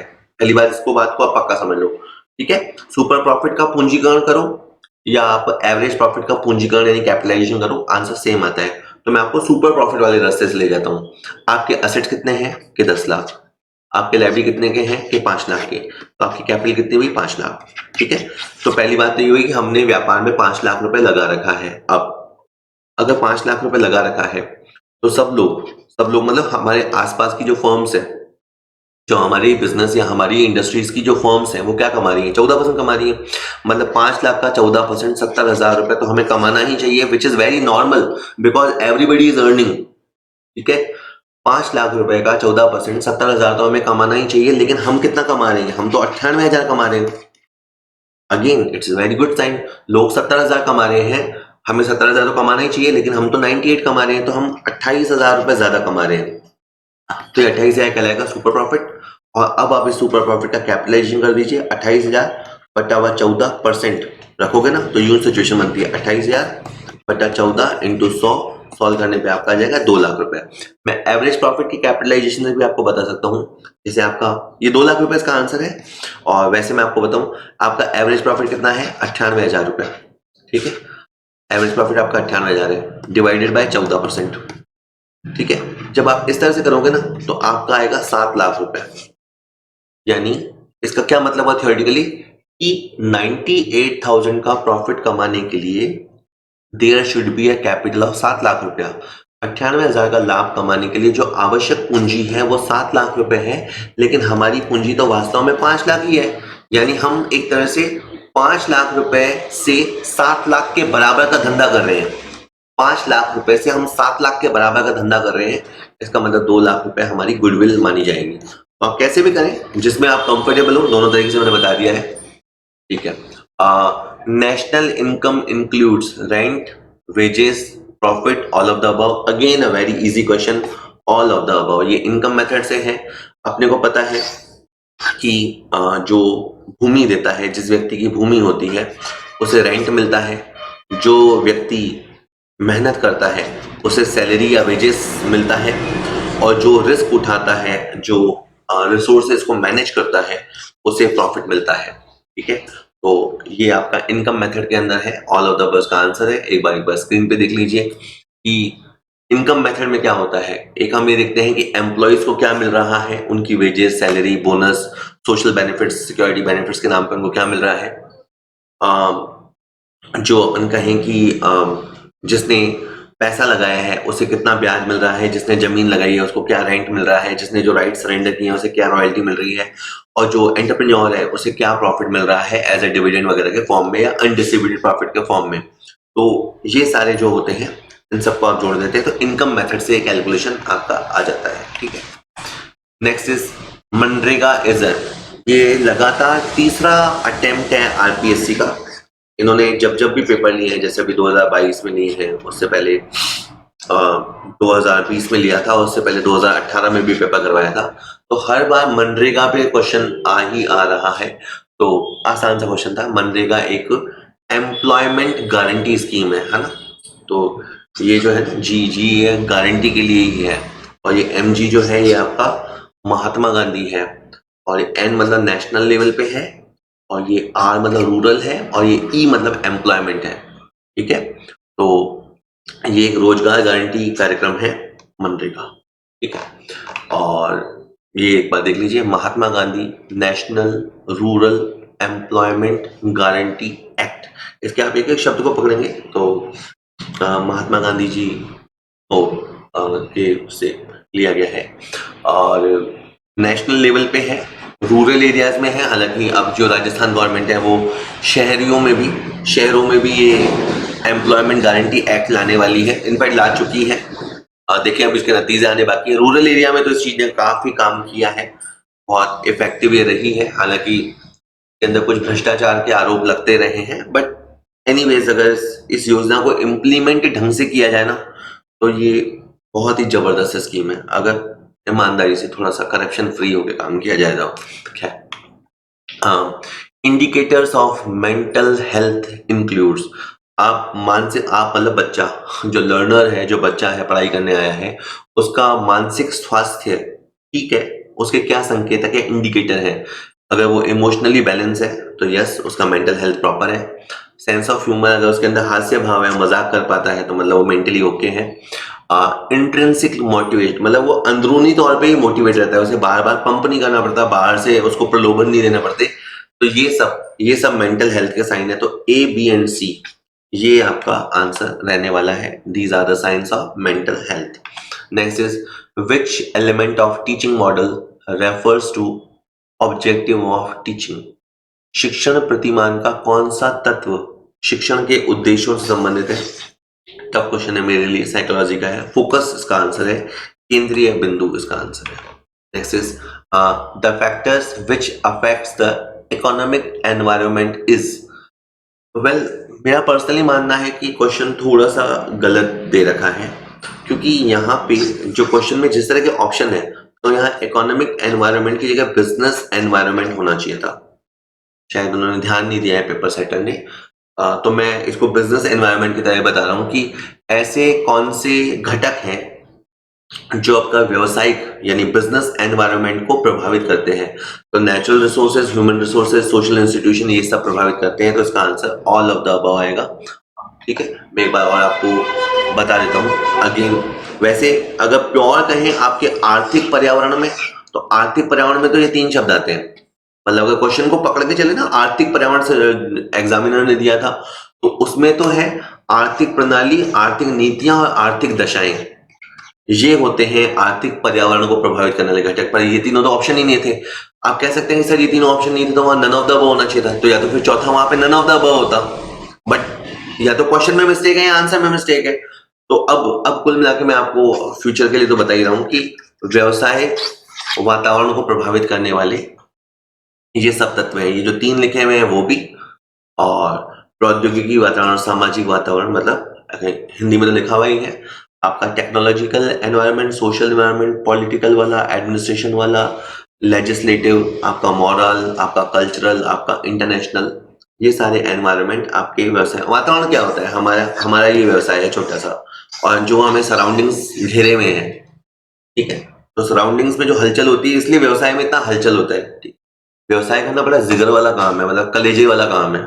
ऐसे ही मैंने कभी सुना था कि जॉब वो करते हैं जिन्हें अपने काम पे विश्वास होता है, जिनको लगता है मैं अच्छा काम कर सकता हूँ, वो जॉब करते हैं। और जिस बंदे को अपने आप पे विश्वास होता है वो बंदा बिजनेस करता है। तो बिजनेस हर किसी का रोग नहीं है। मैं नहीं कहता बिजनेस अच्छा होता है या बुरा होता है, ये तो हर किसी का अपना अपना नजरिया है। बट बात यह कि व्यवसाय बहुत चीजों से घिरा हुआ रहता है और बहुत सारी चीजों से प्रभावित होता है, हमें उसकी नॉलेज होनी चाहिए। इसलिए अपन बिजनेस स्टडीज वाला चैप्टर पढ़ते हैं और वो कॉमर्स का इंटीग्रल पार्ट है। The undesired and problem behavior can be modified effectively by using principle of classical conditioning, operant conditioning, trial and error learning, multi dimensional intelligence.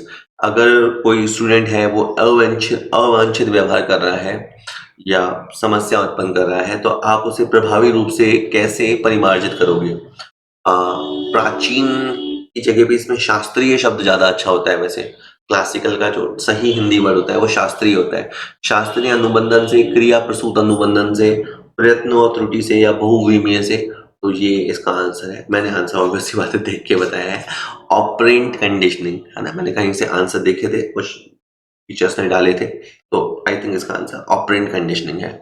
आपके लिए तो मैं इसलिए वीडियो बना रहा हूँ कि कुछ लोगों को आइडिया लग जाए कि कितना स्कोर वो लोग कर पा रहे हैं, बट मेनली मैंने बनाया है जो लोग अपकमिंग इस एग्जाम को देंगे या इस तरह के एग्जाम्स और भी स्टेट्स में होते हैं। तो Who gave the principle of span of control? F.W. Taylor, Graicunas, Filippo, George R टेरी।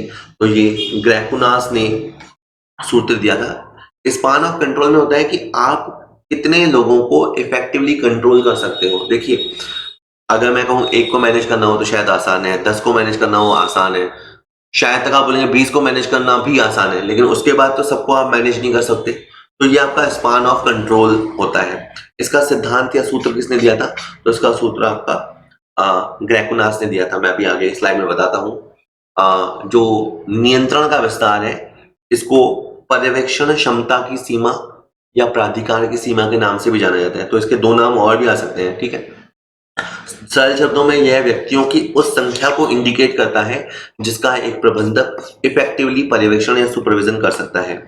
अब ग्रैकुनास ने सूत्र दिया था, वो था R इक्वल टू, मतलब रिलेशंस कितने बन जाते हैं, मतलब आप अपने नीचे कितने लोग रखोगे, इसके लिए पहले आप ये समझ लो कि कितने सारे संबंध बन जाते हैं। तो R का उन्होंने फॉर्मूला दिया था रिलेशंस का, N जो आपके अंडर में होंगे, N ब्रैकेट 2 का पावर n बटा 2 प्लस n-1, ठीक है। थोड़ा सा ये मार्कर वैसे दिख नहीं रहा, बट ये लिखा हुआ है एनीवेज, 2 का पावर n बटा 2 प्लस n-1। यहाँ n की जगह पे आप उतने व्यक्ति रखते जाइए जो आपके अंडर काम करते हैं, तो निकल के क्या आएगा कि कितने तरह के संबंध हम बनेंगे। मैं एक टेबल से बताता हूँ। अगर आपके नीचे एक व्यक्ति होगा तो आपके उसके बीच में एक ही रिलेशन बनेगा, दैट इज आप दोनों के बीच का ही। अगर आपके नीचे 2 बंदे हैं तो टोटल जो संबंध बनेंगे तरह तरह के कॉम्बिनेशन से, वो 6 संबंध बनेंगे। उसमें आप सूत्र में रख लेना, जैसे 2 व्यक्ति होंगे तो n के स्थान पे आप 2 रखोगे, 2 का पावर n है तो ये 2 है, और 2 का पावर n भी 2 है, बटे हुए में 2 है, और ये प्लस का साइन है, और यहाँ पे है n-1, 2-1। इसको आप सॉल्व करेंगे ना तो इस तरह से आएगा, 2 ऊपर 4 बटा 2 प्लस 1। पहले इसको सॉल्व करोगे तो 3 इंटू 2 6। ऐसे आप तरह तरह के रख सकते हो, क्योंकि क्वेश्चन आपसे कभी वो ये भी पूछ सकता है कि बताओ अगर एक अधिकारी के अधीनस्थ में तीन कर्मचारी हैं तो कुल संबंधों की संख्या क्या होगी। तो ग्रैकुनास ने उसका सूत्र भी दिया है, ठीक है। चलिए, which of the following is not a component of SWOT analysis? One of my favourite question. SWOT के ऊपर भी मैंने बहुत सारे क्वेश्चन बनाए थे। पहली बात तो एस का मतलब है आपकी स्ट्रेंथ, ठीक है। तो और W का मतलब है आपकी वीकनेसेस, O का मतलब होता है अपॉर्चुनिटीज। तो इन्होंने O को जो दिया है ना वो गलत दिया है, तो इसका आंसर D रहने वाला है। और T का मतलब होता है थ्रेट, ठीक है। लेकिन मैं कहूंगा ये आप समझ रहे हैं वो तो ठीक है कि आपने इसके फुल फॉर्म समझ लिए, मगर देखो इसको रियल सेंस में समझना जरूरी, मैं आपको बताता हूँ। इनफैक्ट हर व्यक्ति को अपना SWOT एनालिसिस करना चाहिए। लाइफ में वो जहां जाना चाहता है, पहुंचना चाहता है, उससे पहले आपको आपका SWOT एनालिसिस कर लेना चाहिए। एक तो ये कि आपकी स्ट्रेंथ कहाँ है। आपकी स्ट्रेंथ क्या हो सकती है कि आप ईमानदार हो सकते हैं, मेहनती हो सकते हैं, लॉन्ग आवर्स तक काम कर सकते हैं, अच्छा बोलने वाले हो सकते हैं, ये आपकी स्ट्रेंथ्स है, ठीक है। इस पे आपको काम करना चाहिए, इसको और नरिश करना चाहिए। वीकनेसेस, हर आदमी को पता होता है उसके अंदर कुछ कमजोरियां होती है, तो आपको ऐसे एरिया में नहीं जाना चाहिए जो आपके कमजोर एरिया है। मान लीजिए मेरा गला इतना अच्छा नहीं है, तो मैं सिंगिंग में क्यों हाथ मारूं? सिंगिंग मुझे अच्छी लग सकती है, सुनना अच्छा लग सकता है, पर मैं सिंगिंग को अपना प्रोफेशन क्यों बनाऊं जबकि वो मेरा वीक एरिया है। मुझे क्रिकेट बहुत पसंद है पर मैं क्रिकेट बहुत अच्छा नहीं खेलता। अगर बहुत अच्छा नहीं खेलता तो फिर वहां पे कैरियर क्यों बनाना है? तो आपको समझना पड़ेगा कहाँ वीक है, ठीक है। अपॉर्चुनिटीज, ये आपको, अच्छा ये दोनों इंटरनल होते हैं ना, ये दोनों चीजें, स्ट्रेंथ और वीकनेसेस जो होती है वो इंटरनल फैक्टर्स होते हैं। अपॉर्चुनिटीज, एक थोड़ा सा आपको आंखें खुली रखनी चाहिए, कहाँ मौका है, कहाँ अपॉर्चुनिटी है। आप मान लीजिए कि स्कूल लेक्चरर की तैयारी कर रहे हैं, ठीक है, कर रहे हैं, अपने स्टेट में निकलता है और स्टेट्स में भी निकलता है। जब और स्टेट में निकलता है, कई बार वो सब स्टेट्स वालों को अलाउ करते हैं कि आप आइए फॉर्म भर सकते हैं। जब तक आप परमानेंट फैकल्टी लगते हैं तब तक कई बार गेस्ट फैकल्टी की अपॉर्चुनिटी निकलती है। कई बार private institute, private colleges, private universities में ऑप्शंस मिलते हैं। कई बार अकाउंटेंट्स की बहुत अच्छी अच्छी जॉब निकलती है।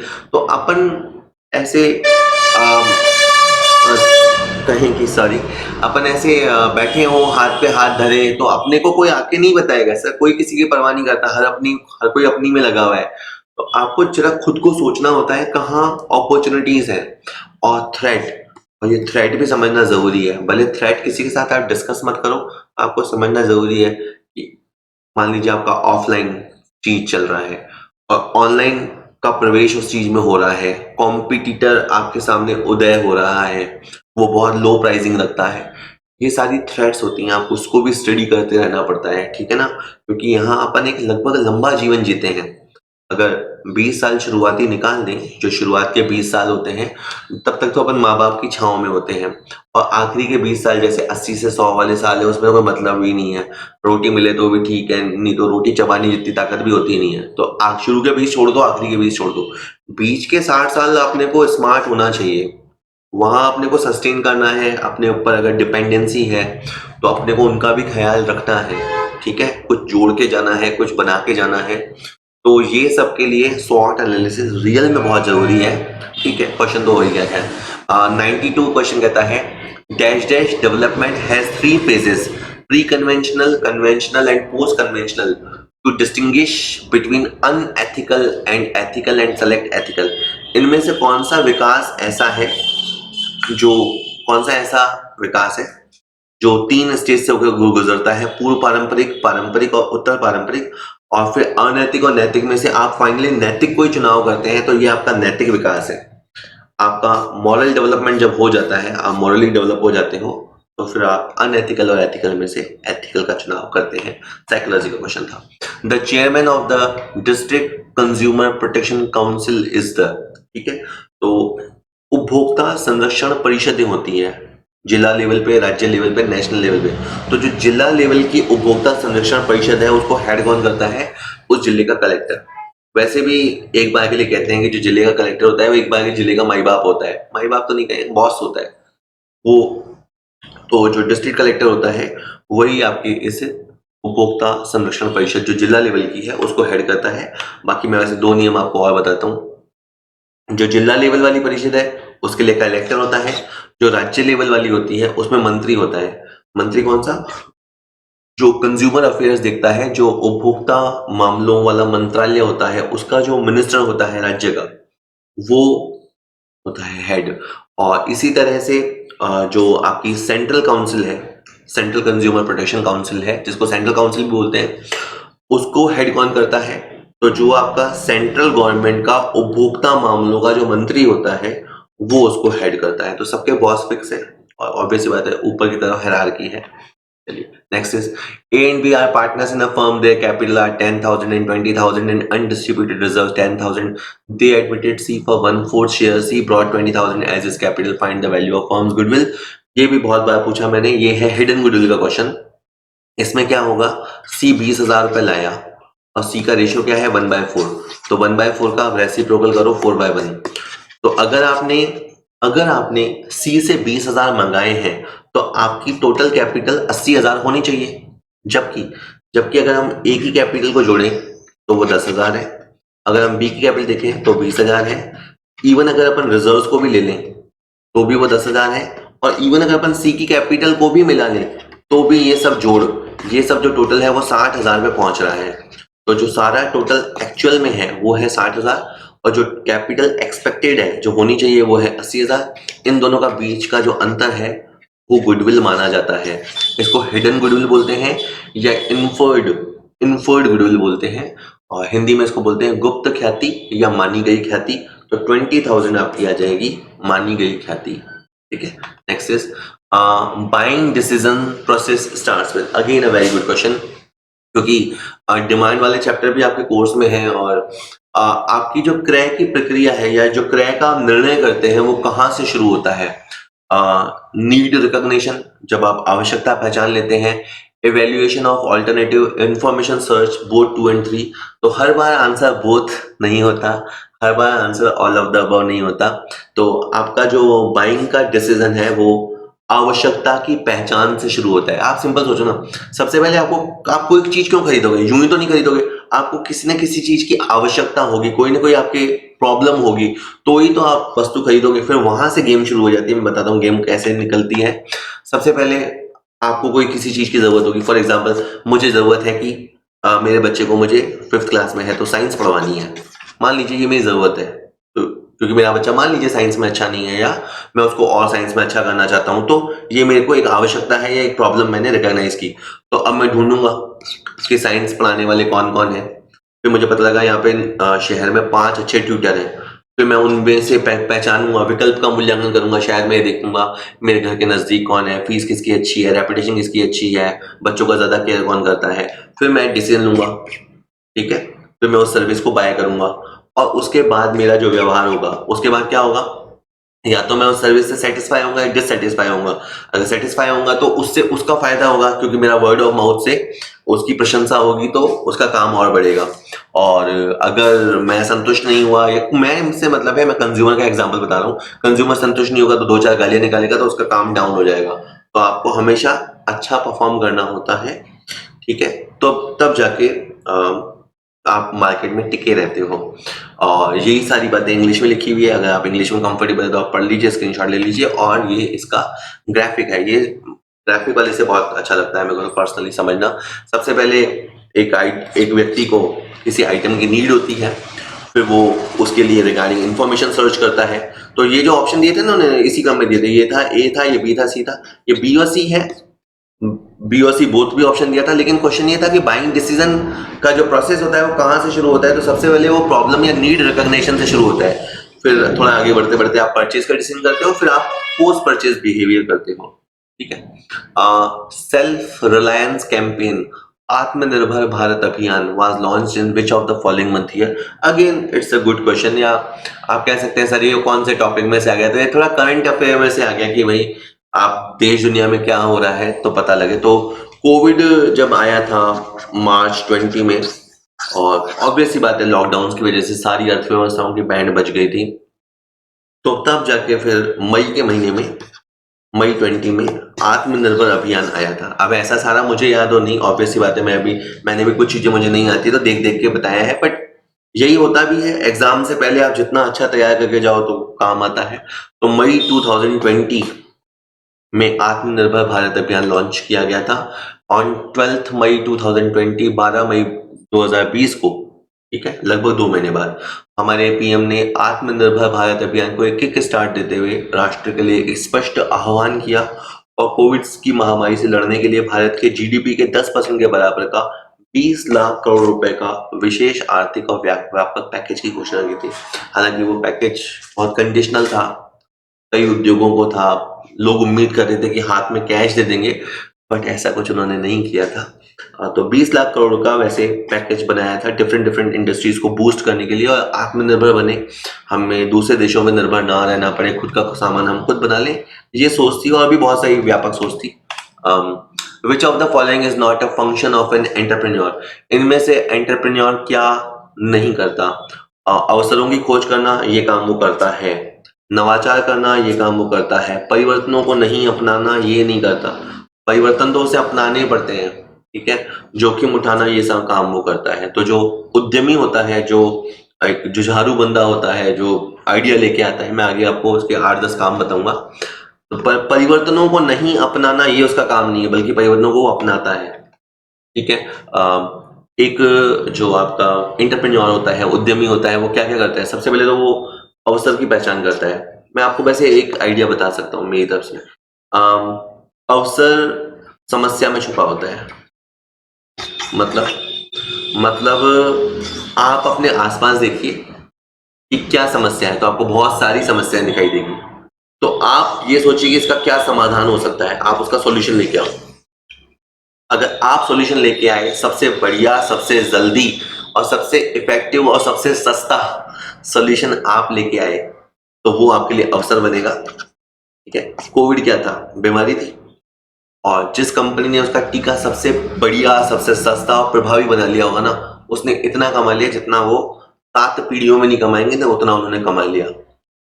ठीक है, अवसर की पहचान करना, उसके बाद इनिशिएटिव लेना, डिसीजन लेना, इनोवेट करना, जोखिम उठाना, रिसोर्सेज मैनेज करना। लेकिन चीजें कहने से नहीं होती। मैंने कहीं अभी थ्योरी में पढ़ा कि आइडिया होने से कुछ नहीं होता जी, आइडिया को इम्प्लीमेंट कर पाना इंपॉर्टेंट होता है। आपके दिमाग में 100 ख्याली पुलाव आएंगे, मैं ये कर लूँ वो कर लूँ, पर उसको रियल ग्राउंड में उतार पाना, उसके लिए रिसोर्सेज मैनेज करने पड़ते हैं। रिसोर्सेज मैनेज करने के बाद भी उनको मैनेज करना पड़ता है, मार्केटिंग करनी पड़ती है, जॉब क्रिएट करना पड़ता है। End of the day entrepreneur wealth create करता है और वेल्थ को शेयर करता है सबके साथ। तो ये सब उसके काम है, और परिवर्तनों को नहीं अपनाना ये गलत था। The concept of 5-year plan constitution of India was borrowed from, ये क्वेश्चन नहीं वैसे देना चाहिए था, बट अब ठीक है दे दिया। तो पंचवर्षीय योजना हमने किस देश से ली है? तो हमें पता है कि हमने जो संविधान हमारा बनाया था, उस समय हमने अलग अलग देशों के संविधान की स्टडी की थी। जैसे बाबा साहब अम्बेडकर उसमें सबसे आगे थे, तो उन्होंने बहुत सारे विश्व के संविधानों का अध्ययन किया, और फिर उन्होंने उनकी जो अच्छी अच्छी बातें थी उसे ले लिया।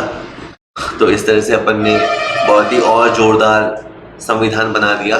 तो ये जो पंचवर्षीय योजना होती है, जो जिसमें देश के लिए पंचवर्षीय खाका तैयार किया जाता है, हालांकि अब तो ये अबंडन कर दिया गया है, बंद कर दिया गया है।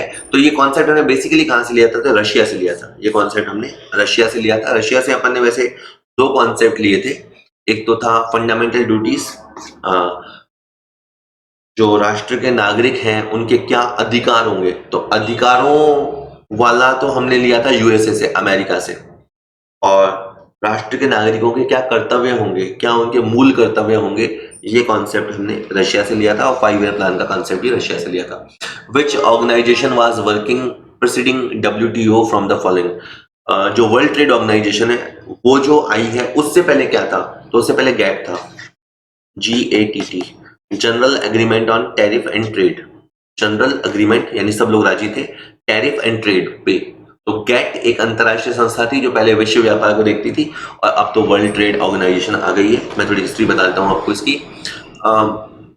1948 से लेकर 1994, है ना, ये काफी लंबा समय होता है, लगभग 47 साल होते हैं।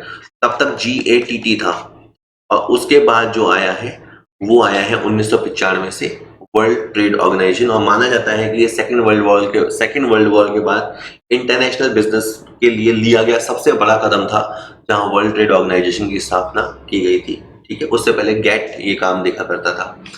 Okay, on the basis of economic survey India is known as. तो ये तो बहुत आसान क्वेश्चन है कि अगर आर्थिक दृष्टि से देखें या आर्थिक सर्वे के अनुसार देखें तो भारत क्या है, डेवलप्ड है कि डेवलपिंग है?